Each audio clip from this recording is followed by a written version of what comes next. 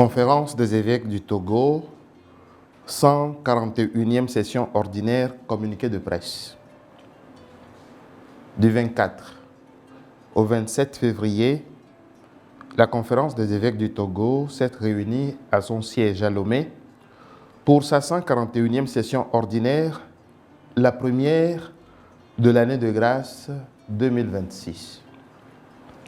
1.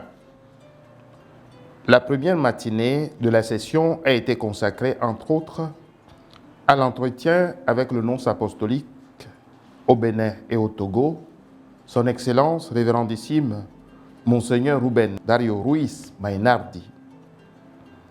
Après un tour d'horizon de la vie et de la mission de l'Église au Togo, le représentant du Saint-Père a exhorté les évêques à continuer leur mission avec courage et détermination dans l'espérance.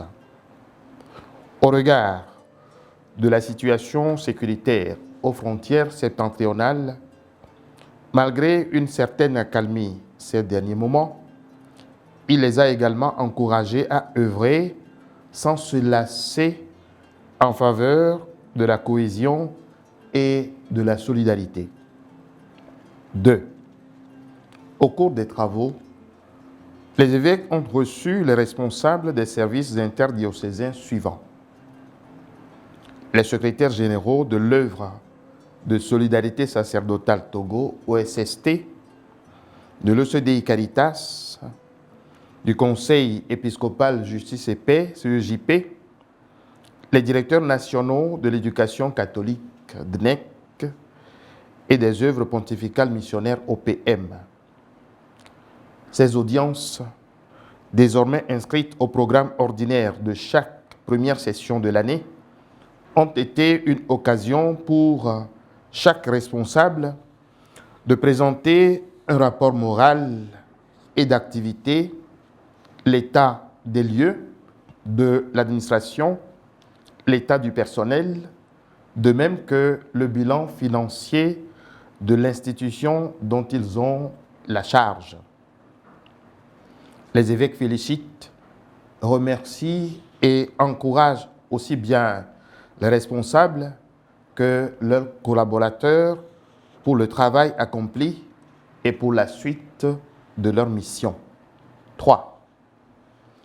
Les évêques ont reçu également le président de l'Université catholique de l'Afrique de l'Ouest, Unité universitaire du Togo, UKO, UIT, le révérend père Anicet Kaboré, venu leur faire l'état des lieux au début de son mandat.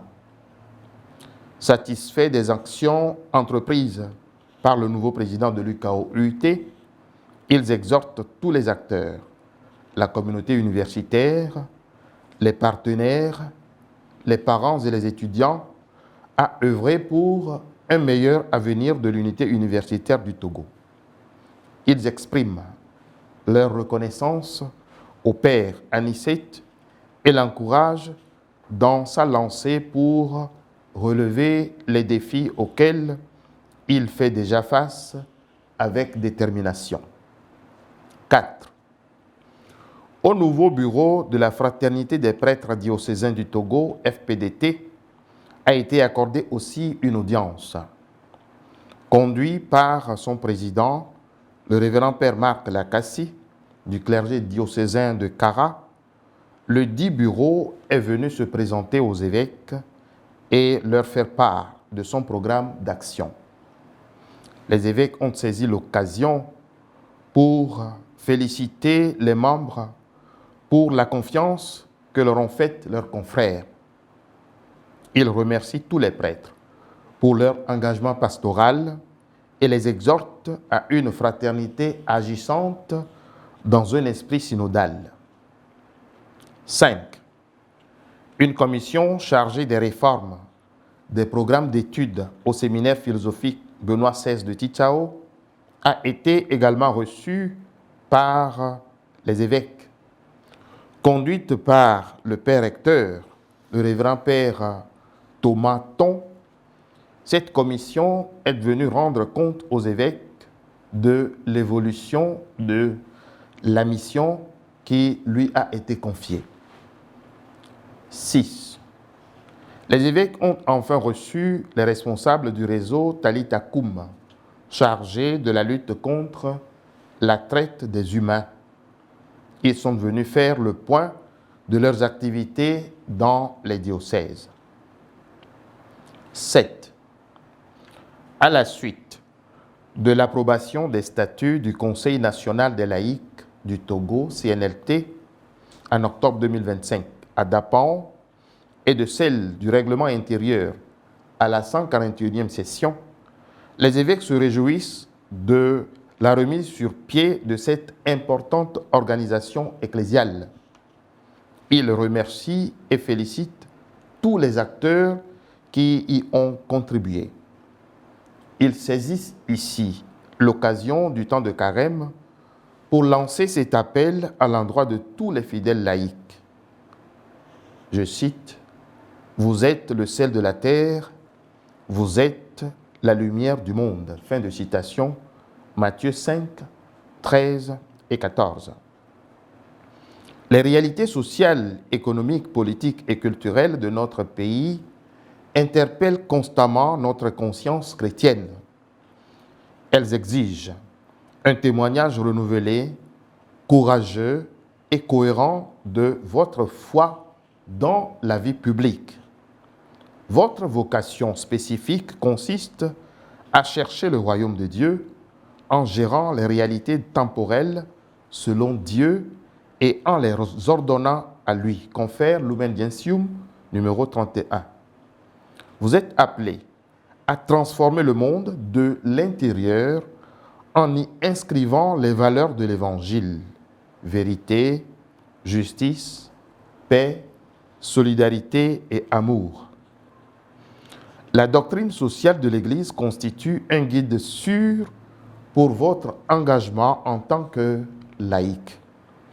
Elle repose sur des principes fondamentaux qui doivent éclairer vos choix et vos actions.